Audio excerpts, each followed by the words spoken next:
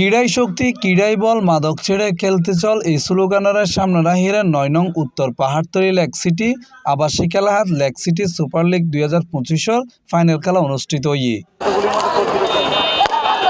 November ২৮ তারিখ শুক্রবার ৯ নং ওয়ার্ড উত্তর পাহাড়তলী লেক সিটি আবাসিক এলাহাত এই ফাইনাল খেলার মধ্য দিয়ে পর্দা নেমে টুর্নামেন্টর এই খেলায় এলিট হকস বনাম টাইটান্স স্টেকারের মধ্যে এক উৎসবমুখর খেলা হয়।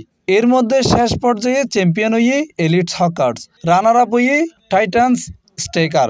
এই সময় চ্যাম্পিয়ন হইনে দলগত তারার অনুভূতি জানাই। এখানে বেশিরভাগ সবাই যে স্টুডেন্টরা, স্পোর্টসম্যান যারা ক্রিকেট ভালোবাসে সবাই মিলে যে খেলা অংশগ্রহণ করেছে এটার জন্য আমরা আসলে খুবই ধন্যবাদ জানাই আন্তরিকভাবে আমাদের শাহরিয়ার জিয়া ভাইকে। আমি ধন্যবাদ জানাচ্ছি শাহরিয়ার জিয়া স্যারকে, কারণ হচ্ছে উনি আমাদের যে স্পন্সর করেছে এই স্পন্সর দিয়ে এই টিমই চ্যাম্পিয়ন হয়েছে।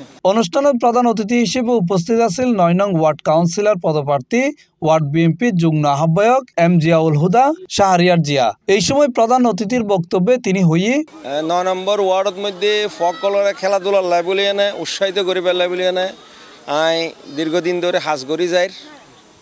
তো তারই ধারাবাহিকতায় আজিয়ে আমরা লেক সিটির মধ্যে লেক সিটি সুপার লিগের যে আজিয়ে তারা একদিনের যোগ্য টুর্নামেন্টের আয়োজন করছে।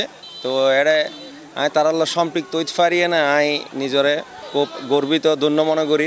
রাজনৈতিক স্বার্থ সিদ্ধি আসলে কিন্তু যাতে গরিব পারে ইতাল্লাই বলি না তারা কিশোর গ্যাং মাদক আসক্তের ভিতরে সম্পৃক্ত রেখে তো আমরা ৫ তারিখের পরে জাতীয়তাবাদী পরিবারের আমরা সদস্য সকলে চিন্তা করে দিই যাতে আগামী দিনের ভিতরে কিশোর গ্যাং নামে হনক গ্যাং এরিমে আর ইয়াং জেনারেশন যারা আছে তারা নতাকে তারা তাই বোধ করে খেলাধুলার ভিতরে তারা খেলাধুলার ভিতরে সম্পৃক্ত করছম।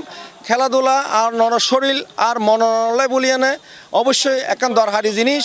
সুস্থ শরীর সুন্দর মন যার ভিতর তাইব সে হনদিনও অনর হন অপকর্ম মাদক আসক্ত মধ্যে নিজের সম্পৃক্ত নগরী। অনুষ্ঠানে তারা উপস্থিত আছেন ওয়ার্ড বিএনপির আহ্বায়ক কমিটির সদস্য মোহাম্মদ ইকবাল হোসেন ও মোহাম্মদ ইলিয়াস, শিক্ষক নেতা মোহাম্মদ মাসুদ, মুসলিম উদ্দিন পিন্টু, আকবর শাহ থানার জাসসর সাধারণ সম্পাদক রেহান উদ্দিন তালুকদার সহারবোধ কেউ। এই ব্যাপারে আমি উনাকে আমার ব্যক্তিগত পক্ষ থেকে ধন্যবাদ জানাচ্ছি।